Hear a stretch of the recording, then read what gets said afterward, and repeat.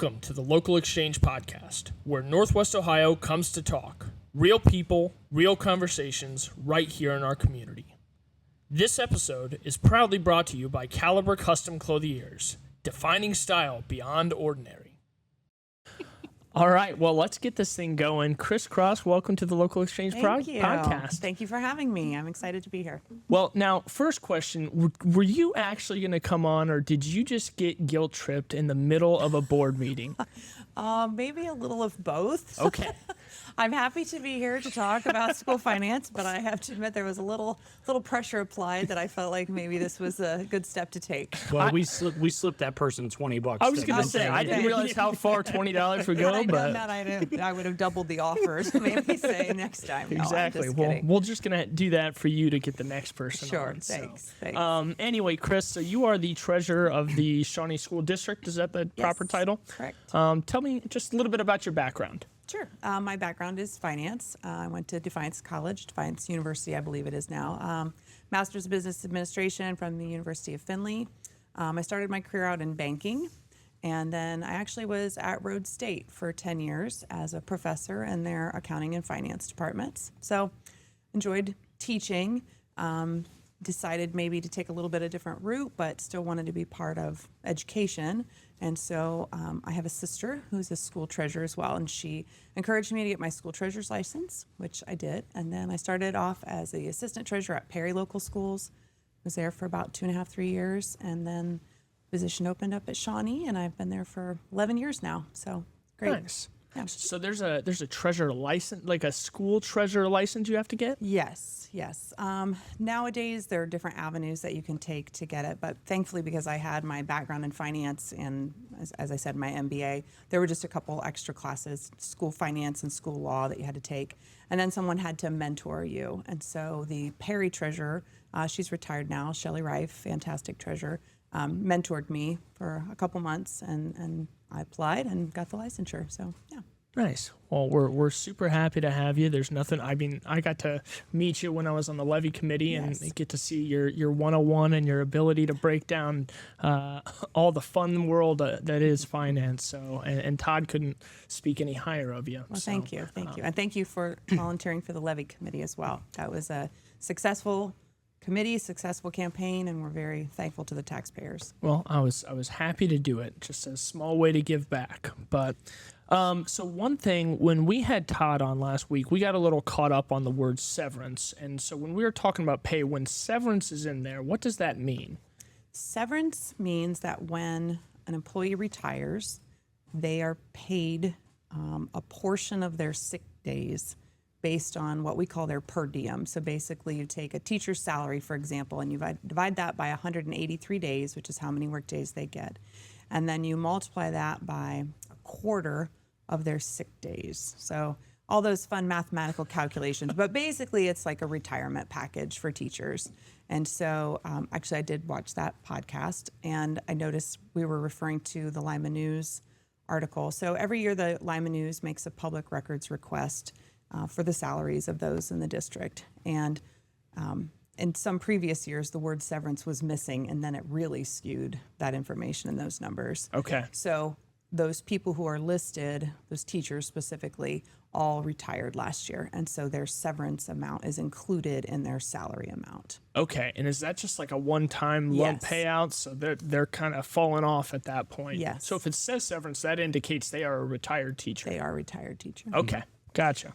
Now, who hires the treasurer? Is that did you interview with the school board at the time, the superintendent? The school board, actually, yes. The only school board member who's still current is Clay Balliot. He was one of the 5 that hired me, 11 years ago, and now he's retiring, so to speak, of his school board days after 20 years of service. So yeah, because our understanding was that the school board hires superintendent, and then superintendent hires elsewhere, and then as we were just talking about this before you got here, it makes sense that it would be the school board. You wouldn't want the superintendent hiring the person, because you could have a single superintendent could have very differing thoughts than what the school board does. And financially, you'd want the treasurer to be more aligned with the school board than the superintendent, I would assume. Yes, and when you look at like the organizational chart of any school district, technically the treasurer's kind of off on our own, You're your and we own island. report directly to the school board, and that's more for auditing purposes than Right. anything else. Yeah. Okay. So one thing that we've talked about a lot with the school is deficit spending over the past couple of years, several years, and obviously we've turned that ship around. But like, how is deficit spending even a possibility, and why do some school districts operate in that manner? It's definitely not the goal to operate in deficit spending, and I would say that for Shawnee specifically, it started well before I was even there. There's something called a tangible personal property tax, and that was a revenue stream that the state took away from school districts. A lot of it goes to just local control versus the powers that be in Columbus wanted to have more. I joke about, and one of our previous governors said that he replenished the rainy day fund. Well, to do so, you had to take that money from somewhere, and so Right. it was taken away from local school districts amongst other local organizations such as that. And so when our revenue stream started decreasing over time, our expenses did not decrease at that same rate. When that happened, we had a pot, if you will, a surplus of over $17 million. And so there wasn't as concern as much per se, as long as the deficit spend was only dipping into that savings account on a smaller basis. Right. But over time, it catches up with you, Right. and that's what we've tried to do. The superintendent that we have now, Don Diglia, has a fantastic financial sense, and he and I worked together along with the school board, administration, staff, to put together what we call this fiscal health plan. We also used the services of Dr. Dean Whitwer. I don't know if that's familiar, but It does sound yeah, familiar. he's a superintendent, locally, Wapak, retired now, but he was a consultant for us as well. And so we looked at the different areas. It's hard to increase revenues without asking the taxpayers for more money. And so how do we control expenses? And expenses for a school district, I mean, we're a service. We're providing a service to the Right. community. Yep. And when that happens, your personnel expenses, like your salaries and your benefits, run about 80%, 78 to 80%, which is right where we're at. So unfortunately, where we have to control our expenses then is with those personnel costs. Now, thankfully, we haven't had to, I hate to use the word fire, we haven't had to ask anyone to leave. Yep. It's just as people retire, we've been able to use attrition to absorb those positions and do some restructuring internally. So, if you could dumb down for me as much as humanly possible. Schoolhouse Rock, baby. Right. Schoolhouse Rock this. Where does your money come from, and how often does that number change? Because, like, every couple of years, the county will audit my property taxes, and it'll determine, oh, shockingly, I have to pay more again. How often are you having to adjust how much money's coming in? Is that a pretty consistent rate? Let's put aside the fact that like the property tax thing may go away or Yes. any of that. Just looking back at the last couple of years, is the income stream pretty consistent year over year? For the most part, yes. So we have our property tax revenue, as you mentioned, and every 3 years, the county goes through a reappraisal. There was a significant increase in that last reappraisal, which generated almost $1 million for the district. So you guys should be flush now. We should be, yes. The other aspect of revenue comes from the state, and this is where there's a lot of talk about the state funding formula, is what it's called. And the state says that Shawnee is a very wealthy district, meaning that they look at the median income, they look at property values, and they think that the local taxpayers should be paying more towards education than what the state should have to give. And all of that's based on a percentage. And so for Shawnee, I'm going to glance to make sure I get the number right, it's 18.25% this year. So that means that the state says it's going to, I'm going to round here, Yeah, but if that's the fair. state says it's going to cost $9,000 to educate a child, the state is only going to give us 18.25% of that $9,000, which is less than $2,000. Right. So that means the local taxpayers are expected to pick up the difference. Okay. So that's where our revenues are coming from, primarily local taxes through property taxes. Some districts also use an income tax levy. As of now, we have not gone that route. We've strictly used property taxes. And like I said, state income. There are also like revenues on the federal side. Our lunchroom is completely federally funded as well. So different aspects, but Right. primarily, yeah. Primarily property tax. Yes. Okay. And so Shawnee has the 18%. Is that, would I expect to see similar numbers in Wapak, Elida, these other neighboring school districts? Some are close to us, but the majority are higher. Okay. And what's the driver behind? I mean, you say our median income, but I've heard like land tax comes into this, or Yes, land value. It does. So when the value of our property taxes went up that last reappraisal, our state share index actually was decreased. The state gave us less because we're getting more. So you have some, like Lima City Schools, for example, their state share index is significantly higher because they're not able to generate income in the same way that we are through property taxes. Right. Now, I know you won't know this number. I'd be okay. blown away if you could. Like, Well, I hope I can answer it. give me a comparison of like what is roughly like Lima Senior's index number versus ours, or Lima City? One number. Like, what's a school that's getting a lot of money percent wise compared to our 18%? Almost 90%. Oh, So if the state substantially more. So if the state's saying it costs $9,000 to educate a child, they're getting $8,250-ish. Yes, Okay. substantially more. Shawnee is not the only school district that is being hurt by this. Correct.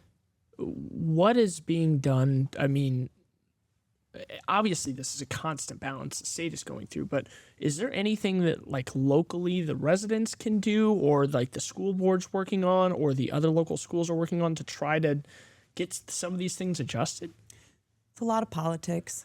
And so we encourage people to become more informed so that they understand, what we're talking about, where it's coming from, to speak with your local representatives. As you mentioned before, right now the big political issue would be the property taxes and the driver, but school finance is closely related to that. Right. Several years ago, they implemented this funding formula, and the idea was it was going to fix all of the financial issues for school districts. Unfortunately, that didn't happen. Shocking. Right. The idea was also that the values would continue to be updated, meaning like fiscal year 22, 23, those inputs would it continue to increase.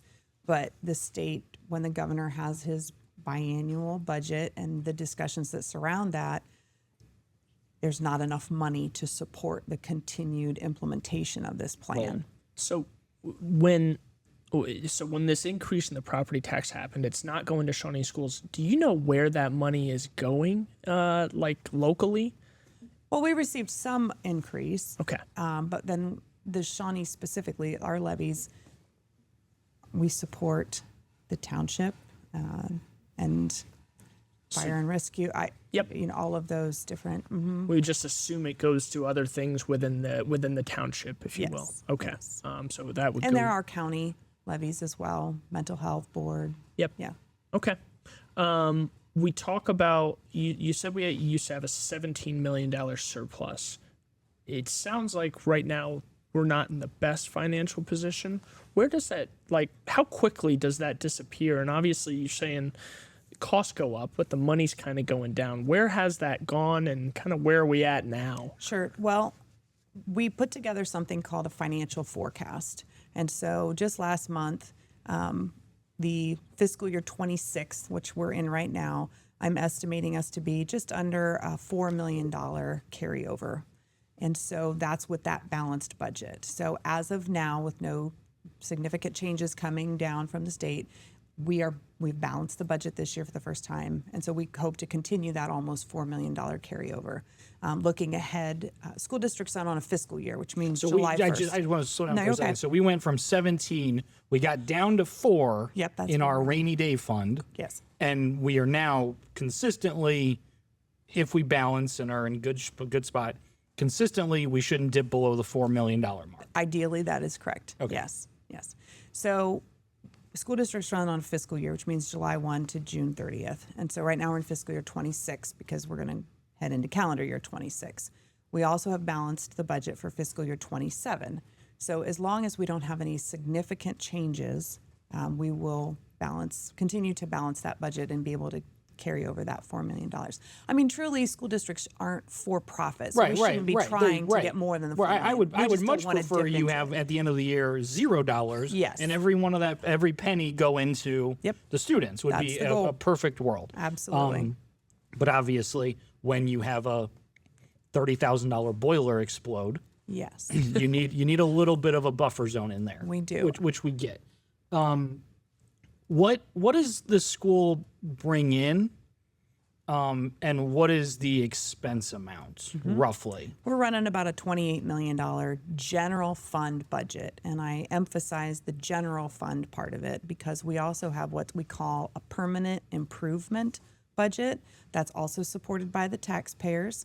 That generates about $1 million a year, and those funds are used for a boiler blow that we need to have an emergency repair on. We also use that fund for purchasing buses. All of our technology, not all, most of our technology comes out of that as well. Repairs, general upkeep of the buildings. So you're a busy person with a $28 million budget. I tend to be a little busy, yes.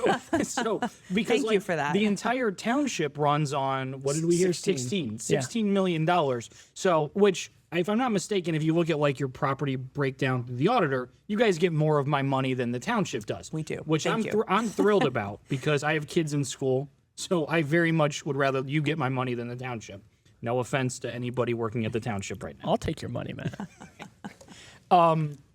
So is it, are you the only Excel wizard at the school? Do you have an assistant? Is it all you? Are you balancing $28 million yourself? I will not take all of the credit, that's for sure. I would say the buck stops with me, so to speak, when it comes to the Excel magic. But I do have Amy Metzger is a wonderful employee. She does accounts payable, accounts receivable. She's fantastic. Leah Moreland is our payroll person, and she is also in my office. Both of them have kids in the district, and again, I really can't take credit. Mr. Diglia, Don Diglia, is our superintendent, and I'm thankful that he has a financial sense because he's very easy for me to bounce ideas off of. He helps me with the budgeting, and then ultimately, our suggestions, my ideas, they have to go to the school board for approval. And again, a lot of support from the school board. I'm very thankful for that as well. So I crunch those numbers and then present my ideas. We'll say that. Can you give us an idea of something that, like an example of, hey, I would love to see this happen, but the school board said no? Is there a cost-saving measure where you were like, this would have been great, but they didn't want to cut a job or cut a bus route or? Well, I think part of why Mr. Digley and I work so well together is because we both are understanding that to balance the books, we had to eliminate positions. And again, I don't mean that we had to let employees go, but we had to at least not continue hiring people as people retired. Right. And so I would say 5 to 7 years ago, presenting some of those financial ideas to the school board saying our enrollment is dropping, do we need to eliminate positions? There may not have been as much support from the superintendent at the time. And so I'm not blaming the school board by any means. It was just one of those things that, okay, thanks for your input. We're going to continue to do what we're doing and see where we're at with that. Okay. So, Well, at the end of the day, it's difficult to be in these situations where, saving money means, letting someone go or anytime you give up, if you're saving money, you're giving up something else. Right. And that's tough. You're going to make somebody upset. yes. So, it sounds like we have enough to cover just general annual operating expenses. Correct. Budget. We're good there. So, is there like a recommendation from the state for where our cash reserves should be? And like, are we there? Do we have a standard? Is that $4 million feel good to us? So one of the terms that the state likes to use, that we like to use, the auditor's office likes to use, is called true days cash. And it just means how much do we have in our rainy day fund that if we were out revenues as of right now, how many days could we continue to operate? And oops, I just hit my microphone there. Podcast is ruined. As I mentioned, there's that fiscal health plan, and I do encourage people to go onto the website to take a look at it. Matt's got his copy right there. This was courtesy of John. I job, never John. show up with anything. So I would like to see us around 60 days cash. We're about 45-ish to 50 right now, depending on how the fiscal year ends. So we're definitely heading in the right direction. So that's the measure that we use. $4 million sounds like a lot of money, but you really need to get the ratio calculated. Oh, we're going to get into the big money items next. That's coming. $4 million is a drop in the bucket compared to what we're about to get into. Well, it is scary, though. I mean, most households have, 3 to 6 months expenses, Yes. ideally, as your rainy day fund. So it is a little bit nerve-wracking, but Right. obviously the revenue's somewhat guaranteed. And, again, plenty of podcasts left. So Todd Washam wrote a letter to the editor praising the work that you and Don Diglia do. And he stated that that Shawnee adopted a fiscal health plan that closed a $1 million annual budget gap. How did that plan actually happen? What was involved in that? So again, we consulted with Dr. Dean Whitwer, and Don and I met and went through these different fiscal health goals, different approaches to try to save money. The school board was very supportive, obviously, of this plan. Administration got on board. We got the staff on board as well, because essentially you're doing more with less. You have a few more kids in the classroom. You have to tighten the reins. We started purchasing one less bus per year, for example. I mean, just all of the different areas that we could impact, we did. The positive is that we have this plan. We implemented about 1.5 years ago. We're able to update it annually. And even in just that first year, we can see the positives that are coming from it. And so I think everyone has bought into the idea, and now that we can see some of the positives, they're going to continue to believe in what we're doing. Well, good. When you talk about those savings and the balanced budget going into 26 and 2027, how do you kind of make those projections, especially with the unknowns that happen? Historical data I use, projections from the county as far as where they think our collection rates are going to be and the dollar amounts from there. We have 2 unions, a teachers union and a classified union, and we negotiate with them based on what the percentages are going to be of increases. Healthcare costs have been kind of a wild card recently. We had a 10% increase and then an 8% increase in those. Do our best to estimate. The state requires us semi-annual updates with that financial forecast, so the state has an idea of where we are. But I mean, let's be honest, every month, every week, I'm crunching the numbers and making sure that we're where we think we should be. When we talk about transparency and all this, obviously all this information is available. I gave Matt some information. Has Shawnee always kind of had this policy of true transparency with their finances? I think we've always had it, but I think Mr. Diglia has done an excellent job of increasing it. Just things like, and part of that's on me as well. If someone would ask me for the information, I'd be happy to share it. But instead, Don's encouraged us to put it all on the website so that it's very easy for people to see. One of our board members suggested what we call School Finance 101 at the board meetings. And I mean, it's just a short 5-minute presentation that I put together, but now that's available on the website as well. What does the revenue stream look like? Where are the different expenses and how do we control those? And it's just a matter of making sure that people have the information that they need easily available. Well, just so you know, when I was sitting in that board meeting and I saw that projector come up and it said School Finance 101, I audibly said, hell yeah. Oh, good. So Thanks. I got Thank excited you. about Thanks. this. Matt, I feel like I'm cutting you off over here. What is, when you're talking about these projections for costs of things, is there a expense that surprises you? Like, obviously, wages are set, and maybe we'll even throw in, severances and healthcare and things like that. Is there a line item that you look at that you go, this costs just way more than I thought it ever would? Oh, utilities. Maybe not than I ever would, but in the last 2 years, like gas and electric costs have gone up. And so I work with a representative from an organization, from a company, where I try to lock in, a fixed prices so that we can kind of control that. Older buildings don't necessarily help our heat costs. Not super efficient. No, not super efficient. So I would say that's one area. I mean, it goes back to basic business practices. Your variable costs are your wild cards, and we try to control those as much as possible.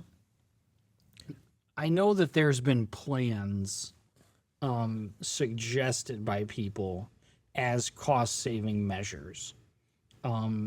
Is there a thing that you think is worth the pain it would incur?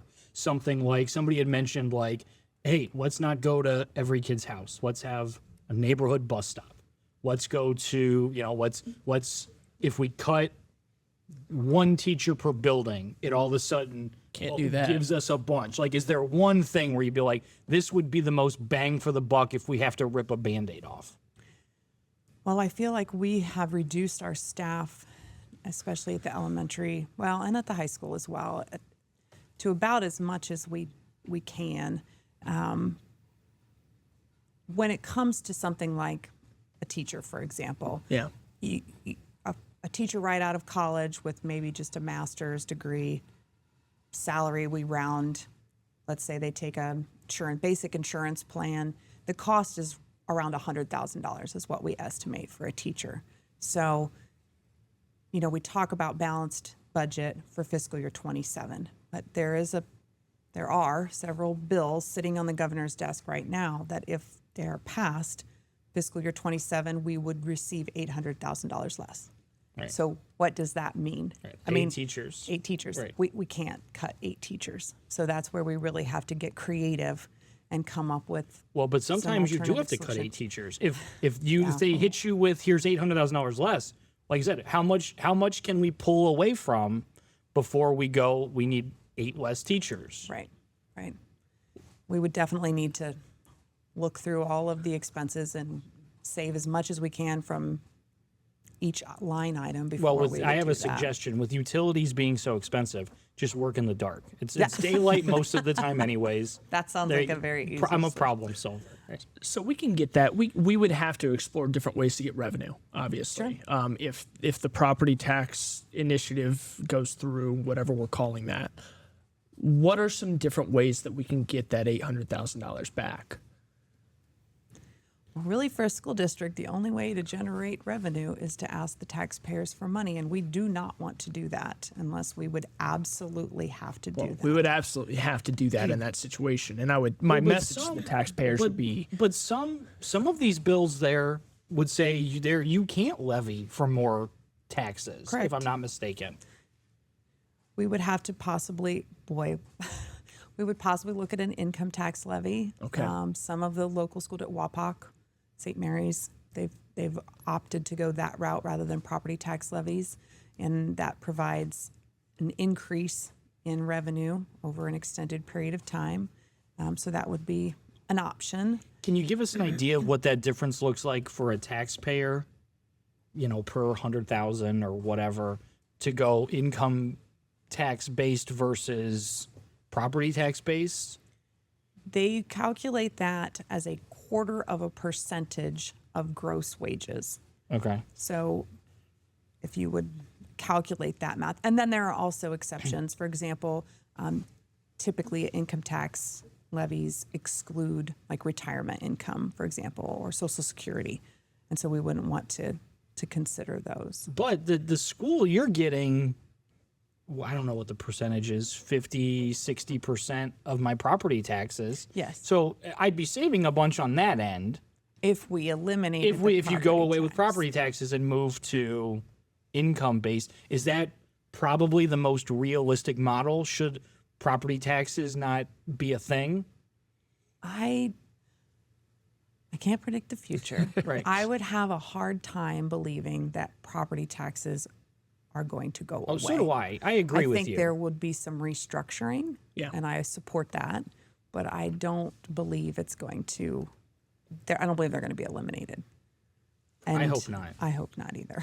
Well, the really unfortunate thing for you is that you have to deal with these types of questions, and Sure. and it is uncomfortable to talk about this a little bit, because taxpayers are saying, "Wait a second, you're gonna get more money, you're gonna do another levy," but the school is the foundation of this community, Absolutely. and so the school has if it's being funded by your taxes right now, and you don't have to pay those taxes anymore, well, you have a lot of extra money that you were already given to the school. So I know it's uncomfortable, but that is the reality of the situation. The citizens have to pay this. So you have to answer all the questions, and people are going to get mad at you. But ultimately, you're the one who can speak the truth. And just unfortunately, this is the picture. Yes. So I hope that we don't have to deal with that situation down the road. But I hope not either. Now, can we get to the important thing? Yes. I've been harping on this for maybe every episode I've brought up this school. Maybe all of them. Is one school more efficient than another when you're talking about it? Like, it's Maplewood seems to get a lot of attention as far as like the school that's the you biggest mean the trouble. buildings. Yeah, Okay. Sorry. No, don't be. I think that each building it's self-sufficient. I mean, we're all one pot Right. of money. It's not necessarily that. They're all trash. I just didn't know from like an expense standpoint. Like it's super expensive to heat the middle school, or it's The middle school is the Maple- oldest building, so I suppose an argument could be made that's the most the inefficient. least efficient. Yeah, but no, I know there was some talk about possibly closing Maplewood, but when we crunched the numbers and looked at the data, and the superintendent and I, we're not going to close Maplewood right now. Yep. Well, and so one thing we did after we got off the last podcast with Todd, because Matt was convinced there was like a 40-page document that went out. So back in 2023, a firm from Cincinnati named SHP, I think it was, and the Ohio Facilities Construction Commission Yes. joined together, Yes. and they did something for our township to talk about the potential of buildings. Yes. Can you kind of go over what we learned during that process? Absolutely. We had a committee of community members who volunteered their time. This process took over 2 years. A lot of good meetings, a lot of good brainstorming. The plans that were developed included new construction. There were different options. Some were pre-K through 5 building, and then a 6 through 12. The OFCC, as it's abbreviated, is a state agency that works with school districts to determine the best build possible, best option. Unfortunately, this goes back to the fact that Shawnee is considered a wealthy district. So the percentage that the state is willing to help out, or at least, I'm going to round, it was around 30%. But that means our local taxpayers would pick up 70% of that cost. So the estimates for those new builds were around $110 million. So with the state only picking up 30% of that, that's a substantial 85 million that roughly. our local taxpayers would have to pick up. And is that like you get a 30-year levy or something? Yes, yep. You sell bonds and So it's not, you don't need to have 80 million in the bank today. correct. You get a mortgage on it, basically. They offer 30 or 37-year bonds. What's that look like? What's the math on that? Real quick? No. I saw you looking. I right. anticipated this question, so I'm hoping that it comes up. Okay, so let's say that we were going to pay $90 million, okay, over 30 years. So, and this is where you gotta look at that math. So an average for a $100,000 home was around $320, okay? But a $100,000 home. So what is the value right now of, Right. is More it than more like 100 and- $300 to right. $400,000 average? You're talking an additional $1,200, $1,500 a year for the taxpayers. So, I mean, you will have people that argue that that's justifiable expense, that we will give up whatever it is, you know, your TV subscription, you're out to eat, your coffee. But then you also have people who maybe think, I can't afford that right now. Sorry, you're talking about $100 more a month and money's tight, and I can't do that. So when we're talking, we've mentioned this twice now. Shawnee's viewed as a wealthy school district. They're obviously not just pulling that number out of a hat. How do they determine that Shawnee is wealthy, and where is this wealth hiding? Yeah, right. It's not in my bank account. That's where it's not hiding. Right. The value of the property is considered higher than the value of, again, I'm going to just use Lima City School District as an example. They don't, that, or even some of our neighboring districts, Spencerville, Wapak's a little closer to us. Perry Township, for example, their value is just not as high. Meaning, we could generate more revenue based on the value of the homes in our area. Now, to be fair, to get into the numbers of it, if we need to come up with $90 million, and we get a 30-year mortgage, which is $3 million a year that you guys need to fund, basically. Well, and interest and So let's just say $4 million. Okay. We're at $4 million a year. What's another million? Right. Well, if you're in the realm of $100 million, $1 million isn't a deal breaker. So my question is, when you go, it's on the taxpayers to come up with, let's just say $100 a month, that number would go down if the school could save more money. Sure. Correct? If the school said we have to pay a $4 million loan every year, but we're going to kick in $1 million of it or $2 million of it or whatever. And you get back into, are we in a situation where the school can save really any more money? In your view, is it possible for the school to tighten its bootstraps anymore? Currently, no. And it's vitally important that we have our operating budget balanced before we continue the discussion of buildings. Right. I and don't that's what disagree. happened a couple of years ago. I mean, when we first started the discussion with SHP and the OFCC, our finances, we had just passed a new money emergency levy for over $2 million. We thought we were heading in the right direction. And then I mentioned how the state has this new funding formula that was going to solve everyone's problems when it comes, all school district problems. And what it did for us was the opposite of what it did for the 90% of school districts in Ohio, where it benefited them and it took state money away from us. Again, that state share index that I refer to. We lost money from the state when you look at it on a per pupil basis.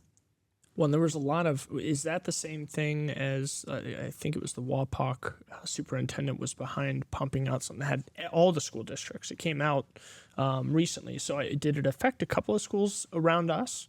And you say 90% it benefited, but 10% it hurt. Sure. And most recently, because the state is not fully funding it as it was originally implemented, most school districts are not seeing the advantages. But it was implemented back in fiscal year 22.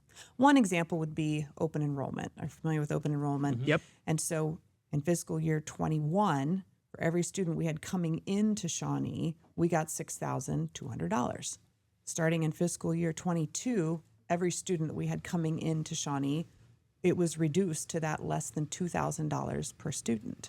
And so part of why our enrollment has been decreasing is that we're not accepting as many open enrollment children into the district because we're not even getting $2,000. So you have to look at the structure of the classroom and the size, how many kids do we already have in there, and then determine whether it's best to accept those enrollment students. So it's just a number per student. It's not like you have this much of your this much from the state can go towards open enrollment.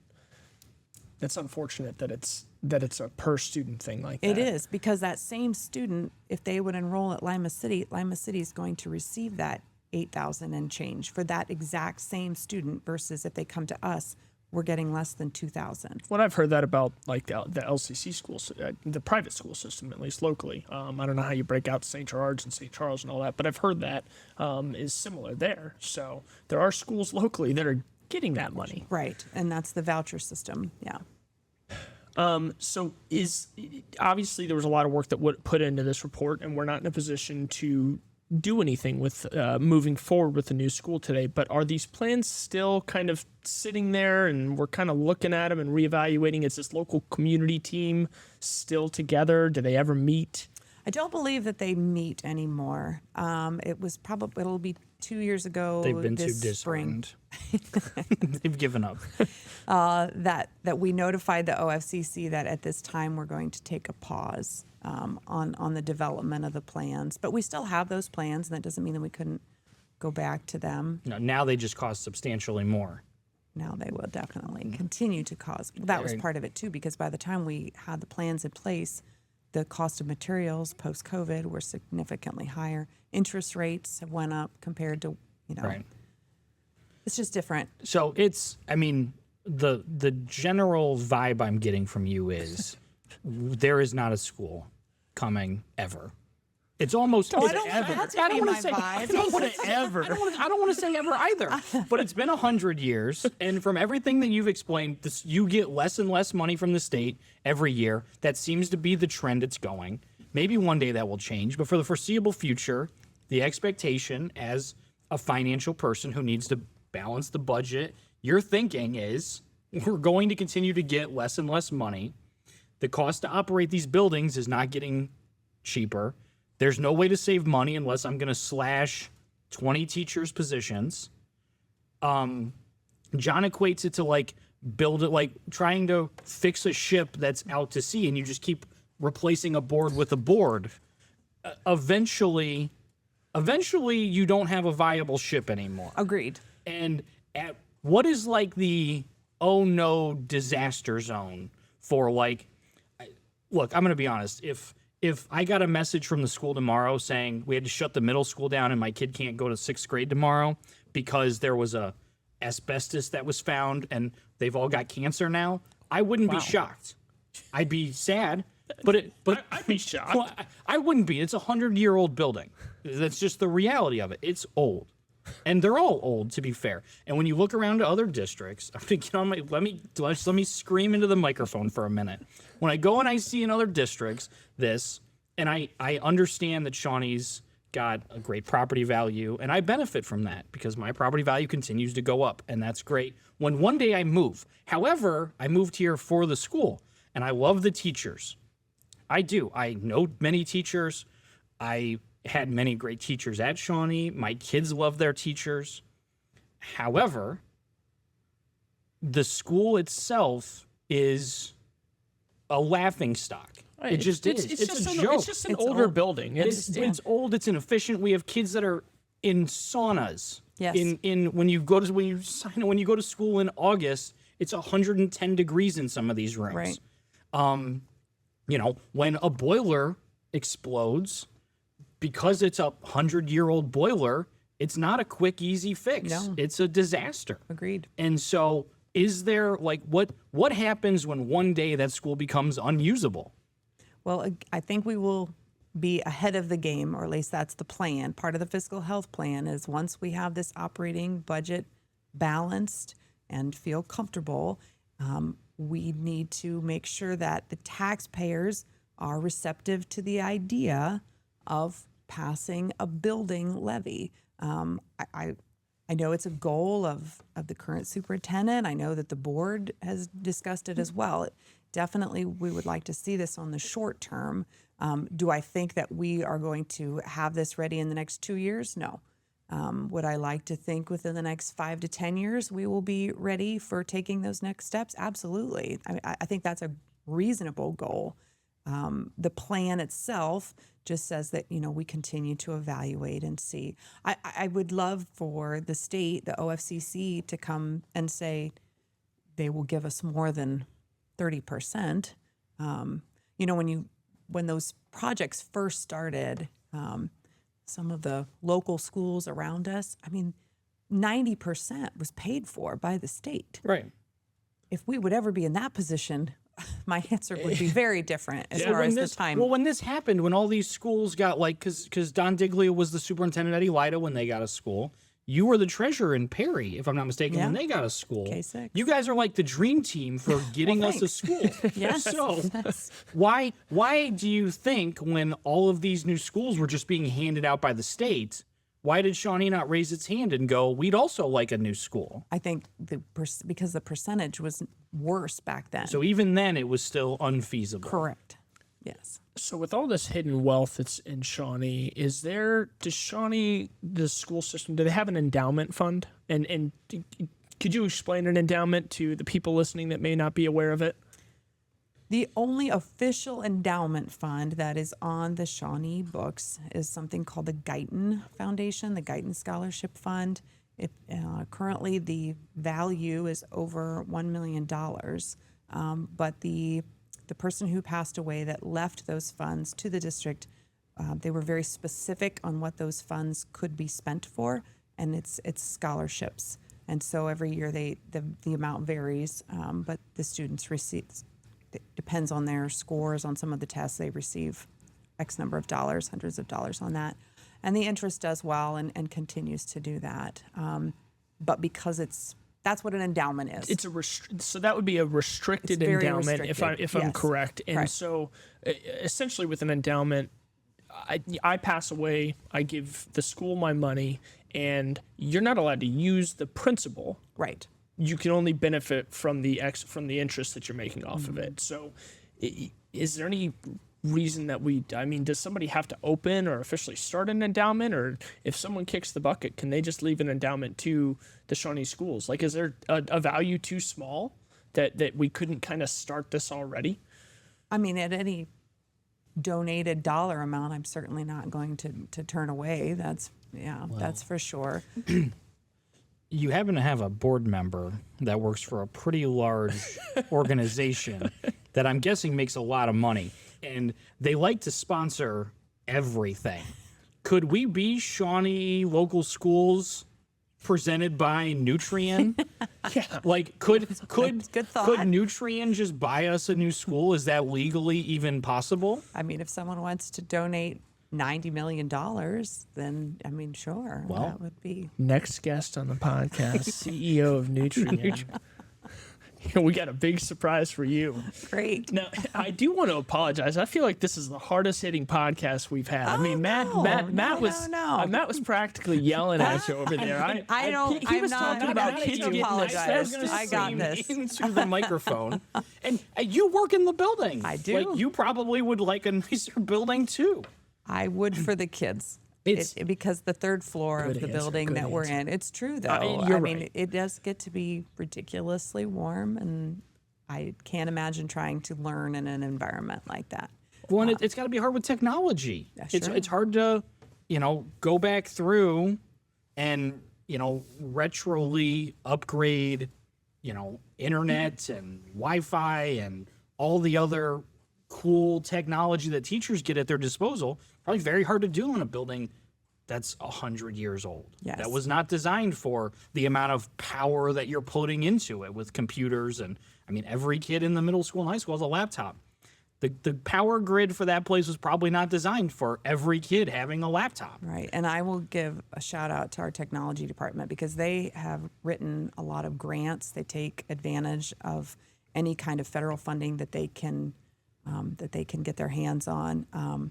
Also, John Chavers, our technology director, he wrote a grant, and we actually won. It's a $500,000 grant for safety and security, and so we plan on updating all of the buildings.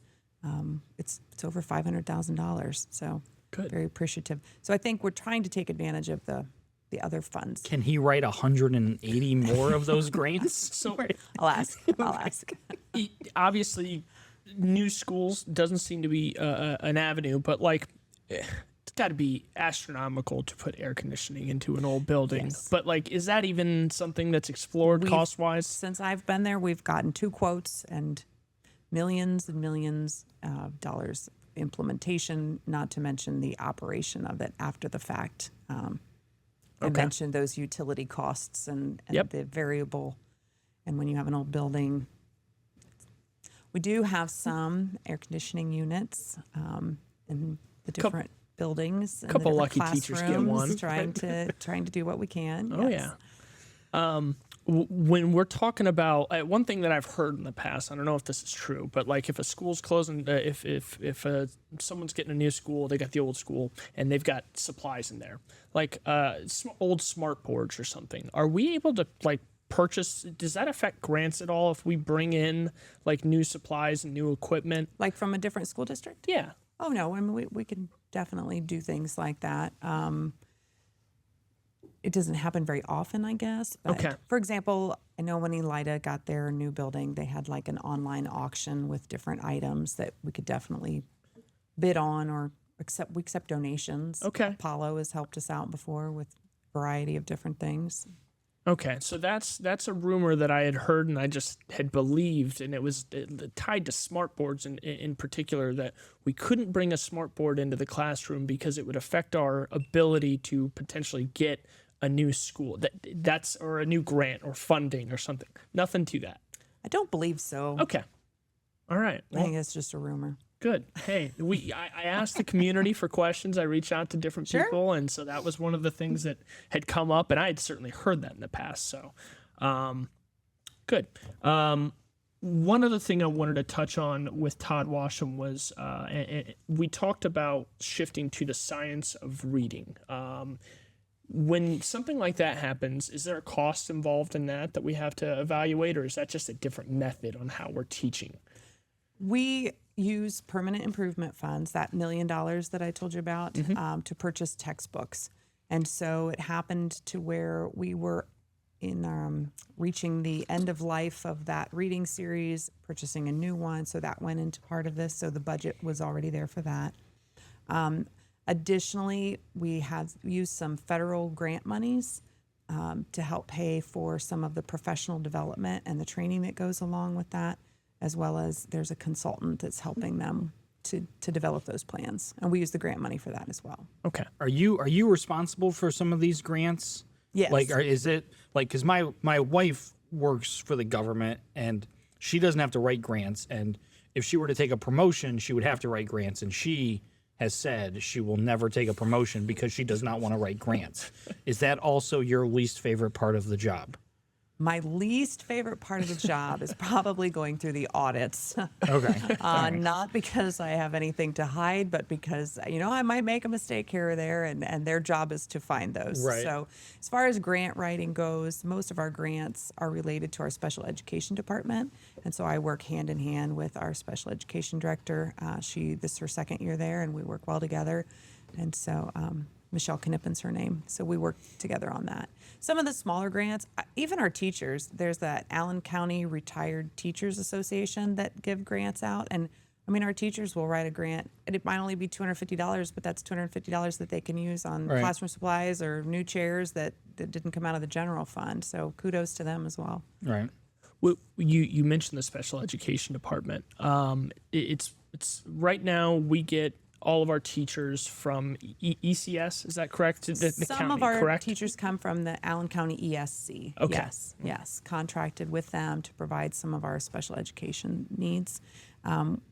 One of the goals of the health plan is to bring those teachers back to Shawnee, back to the Shawnee payroll.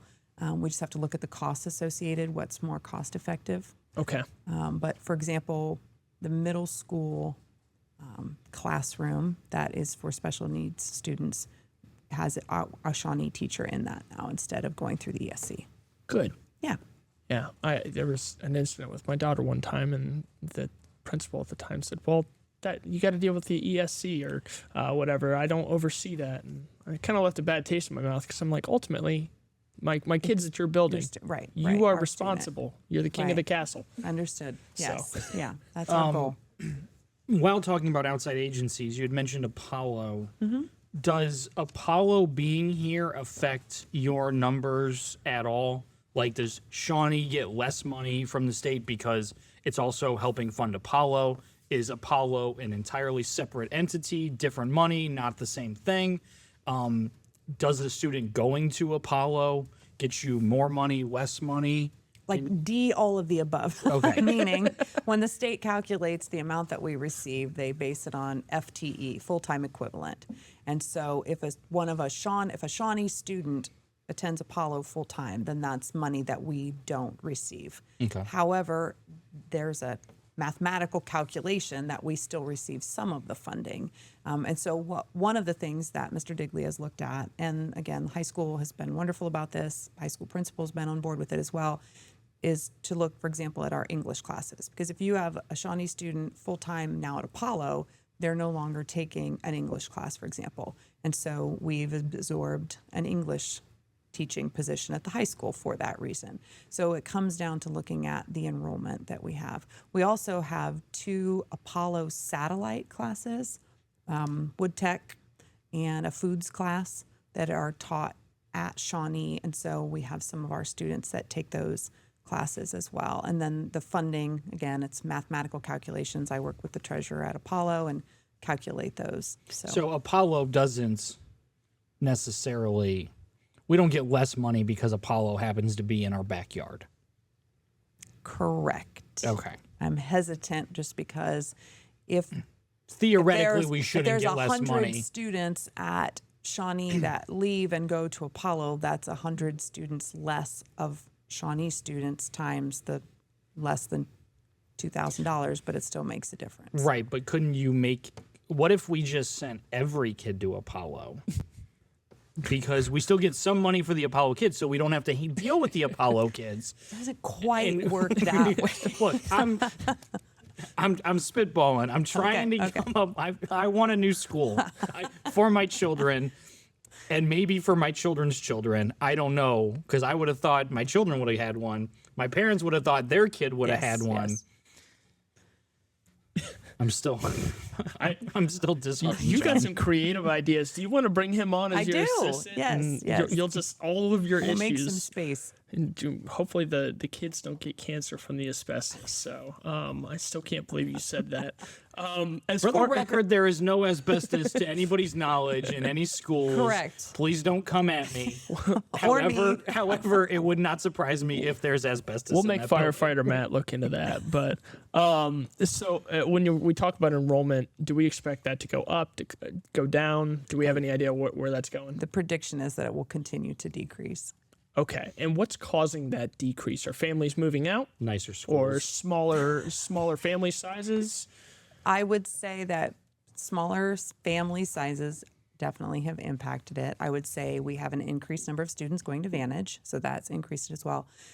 Over the last 8 years, our enrollment is down about 300 students. I mean, it's fairly significant. It's a lot. Now, some of that is related to what I was talking about earlier, how when that funding formula from the state changed, we aren't accepting as much open enrollment in because we're not getting as much from the state. So some of that was intentional. But we do have some students that enroll to Spencerville, for example. They have a really great ag program, so we have some of our students that go over there. So there are some students that leave for other districts as well. But I think overall, it's more just decrease in family size. Okay. I heard there was a little COVID boom there that's coming. As far as the babies. There's yes, We'll have one big class at least coming. I think so. I forget what grade level they're in now, but yes, yeah. Oh well, or there's that COVID boom too. No, That's sorry, what I was mean. a little slow on that when light bulb families moment. had to Yes. be, when the parents had to be home we instead will- of at yes, work every we'll see day. what happens with Didn't have that. much to do during that time, so Well, those kids would only be 4. they're on the way. I would Well, think the Maybe enrollment's maybe coming next up. year. Enrollment's coming up down the line. So anyway, Well, that we've learned that having more students only hurts us. Every scenario only hurts the school. but as far as having these older buildings, is there like a maintenance backlog that we have right now of just big projects that we can't get to due to finances? No, actually, we have that permanent improvement fund that I talk about. Yep. I work with our maintenance director and the superintendent, and we have a budget prepared that we make sure that all of the projects that need to be done over a 5-year period, for example, roofs are on a rotating basis, parking lot pavement. I mean, of course, there are dream projects that we would like to do that, you have to keep some savings there in case the boilers blow. But yeah, Asbestos remediation. or the asbestos issues. Yes. It's 100-year-old. I mean, John, let's be real. There's asbestos in there for sure. I got to go back and make sure I answered all the questions from somebody. So, What is the? I've heard like 3 people mention the bus route thing. How much yes. does it cost to truly operate our buses? Like, what does the gas bill look like just to drive around all day every day? Oh, I've got off the that top of my head, I don't know if I have that. you guys number. gave that to me at some point Did on the I? levy, but it's all right. There is something. But we do use a software that helps us to determine the most efficient bus routes. And our transportation director, Mike Bosch, takes care of that. And, we've looked at different options. I don't remember all the particulars, but back in the day, there was like a red line and a blue line or something, and there's been talk about reducing the number of stops and having all the kids come to one centralized location, like a stop sign, or putting but I just think the cost savings is hasn't not been worth it. significant, right? So we haven't made any changes like that. So, what can we be doing to get us in a better position, even just on a small amount financially? I mean, you obviously want to go for the big home runs, but are there little things like the bus stop consolidation and just small things that we can do that maybe over time adds up to something? I think that we look at all of those avenues on a regular basis, and we try to minimize the expenses. And I feel very confident in our current leadership that we're doing all that we can to help the finances of the district. I'm very proud of our team. Well, and I mean, it's been nothing but good things. I love, we do talk about transparency a lot, and that's a big buzzword, but like from the desk of Diglia, those little things that come out, and sitting at a board meeting and having you pull up the 101. I mean, it does seem very much that if someone has a question, they can come to you, and you're gonna give them the best answer you can. Absolutely. And I would much rather have that kind of communication than to have a rumor going around that we can't accept smart boards from someone. So Yeah, yes. that rumor is squashed now. Yes, so. please, unless it has something to do with like compatibility with technology is the only thing I can think of. But no, I will always accept donations. Yeah, I just didn't know if it's like, okay, now we got a smart board, we can't get this grant for 10 free ones or something. Who knows? But if every resident in Shawnee could understand just a single thing about our district and the finances and what we face, like what would your message to the community be? That we appreciate their support and that we ask for their continued support in terms of the levies, the open communication, the transparency, and just having the community sense, I think, is so important. I don't know if yes, I think you were there, John, when we had the community day back in the fall. Yeah. Just to see everyone there for the homecoming parade and the fall fest and I forget what it was called, the Autumn Jubilee. The Autumn Jubilee. I've never seen that many people in my life there. It was amazing. And just to have that because you mentioned there's not necessarily like a community hub. And so that kind of is the school. And to have the school, I think that's a great goal and a great message, is just that the school is the heart of the community, and that's what we should view it as. So the support, whether that's the volunteers that come to help us out, just all of that kind of positivity helps so much. Well, and as much as we harp on a 100-year-old building, it will be kind of cool next year. I'm sure we're gonna have a lot of people that come back. Hopefully we have some big events. For that are 118 years old.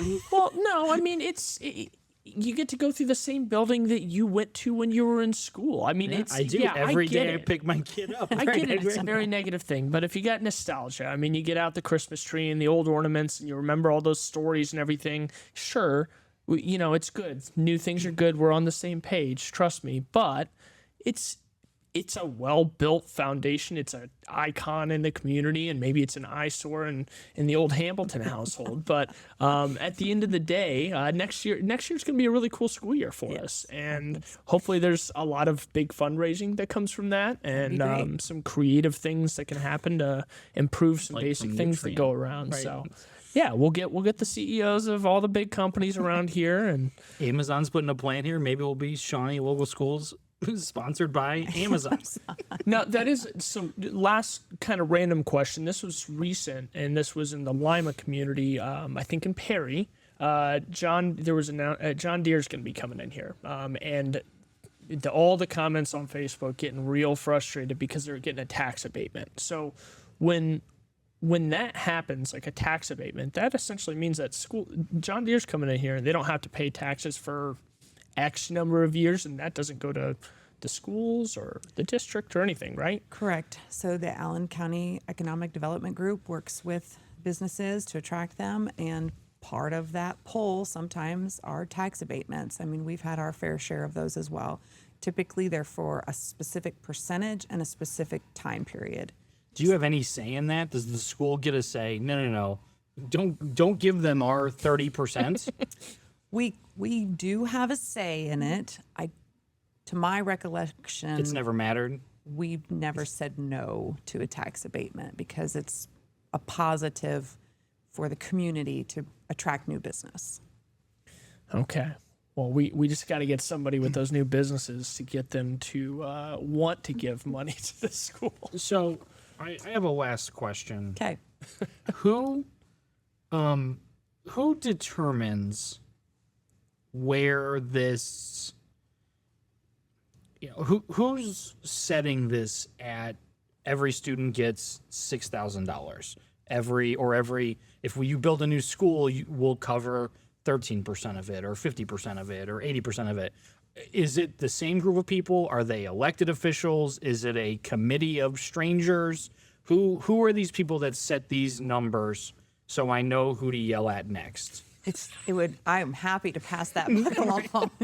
You can speak to representatives in the political side of things. You can speak to the Ohio Department of Education and Workforce. Well, I don't have enough money. The political side of thing, I can't make it. I don't have enough money to buy. But the OFCC is a state agency, Okay. and they are the ones who determine, for example, the percentage that they will help us pay for new buildings. They've decided we're wealthy. Yes. And we don't get a new building. Did you write that? Did you write that name down? OFCC. OFCC. And then we have the Ohio Department of Education and Workforce, and I will be the governor's budget. They are the ones that determine the percentage that we're receiving from the overall funding formula. So just head down to Columbus and see what you can stand on a stir corner up down and there. start screaming like all the other crazy Just get a people. megaphone, and yeah, that's a really effective way to do it. OFCC. All right, now I know who I'll be emailing next. All right, thank you. Thank you. Chris, I got lost throughout this whole thing. I had 3 pages of notes, and I feel like from the start we were jumping from third page to second page, and all the numbers are just going together. Is there anything that we did not cover that you want to go over and communicate with the taxpayers and the people of the community?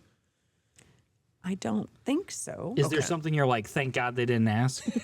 And she will not tell us. No, okay. All right. No. This was, you guys are excellent at your roles. You made me feel very comfortable. Hopefully I didn't say more than I should have on any one aspect, but I think it was good. It was a good discussion. You were wonderful as well. And for the thanks. record, I was not screaming at you. I did not take it as in your screaming. general direction.